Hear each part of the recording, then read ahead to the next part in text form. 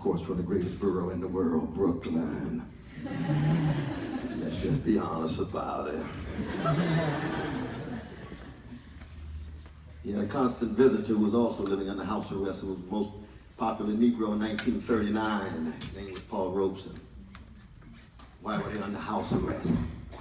Because they had the courage to tell certain kind of truths about capitalist civilization. They had the courage to cut against the grain, even against their own black community that itself had become so scared and intimidated, didn't want to come to terms with the suffering, especially among their poorest. Became so obsessed with black professional identity, they became indifferent to Jamal and Lakeisha catching hell in the hood. Let them know, let them know. Oh, that's the grand legacy. Let them know. Somebody like Du Bois. And the 4 questions I want to leave you, and we open it up for questions, for your questions. Du Bois' first question: how shall integrity face oppression? Integrity. Education at its best. It's not about cupidity. It's not about obsession with status.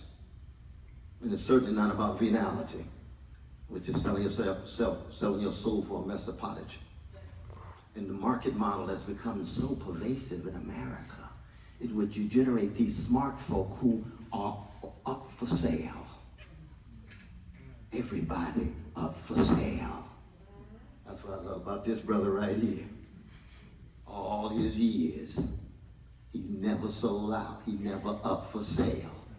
Oh my God, that's very good. That's a rare thing these days. That's a rare thing these days. I run into highly educated folk all the time. They just can't wait to sell themselves. How much money can I get? How much status can I get? How much TV time can I get? Say to yourself, your grandmama turns over in her grave because you nothing but a peacock, and peacocks strut because they can't fly.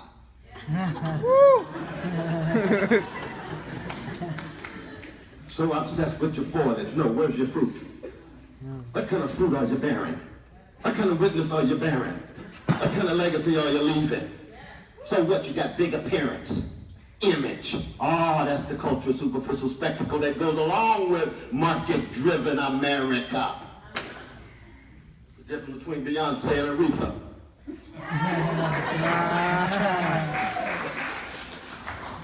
She's the greatest entertainer of her generation, but oh, she's spectacle. It's her image. It's her ability to titillate. Aretha just grabbed the microphone, sang her song, and touched the depths of your soul so deep you didn't know what hit you. Qualitative difference. Integrity. Second question, what does honesty do in the face of deception? We live in the age of mendacity and criminality, of lies and crimes. Be the crimes connected with the drones dropping bombs on precious brothers and sisters in Yemen and Somalia or Pakistan and Afghanistan. Where's the moral outrage? Oh no, we don't say a word. Don't say a word. But let one of those bombs drop on in America. You got a press conference the same day. Oh my God, we killed an innocent person. Oh my God, we could. Please, Brother Obama, be consistent that baby in Yemen has exactly the same value as that American who got killed with those bombs. Let's be consistent. Don't try to hide and conceal. Third question. What does decency do in the face of insult? Integrity, honesty, decency, education at its best. Given all the analytical sophistication, what kind of human being? Du Bois says, let's keep it basic and real. And the last question, how does virtue meet brute force? And of course, the enabling virtue is courage. Without courage, all the other virtues are empty. And that's Du Bois' challenge when we talk about education, and then all of the wonderful issues of how we gain access to it, and what are the conditions under which people gain access to it. Because there's a sense in which, without wrestling with issues of poverty, 40% of children of color live in poverty. Then yes, we can have a discourse about politics of higher education. Very important, but in the end, no democracy will survive with 2 out of 5 of precious black, brown, and red children living in poverty. That's what I like about Brother Bernie Sanders.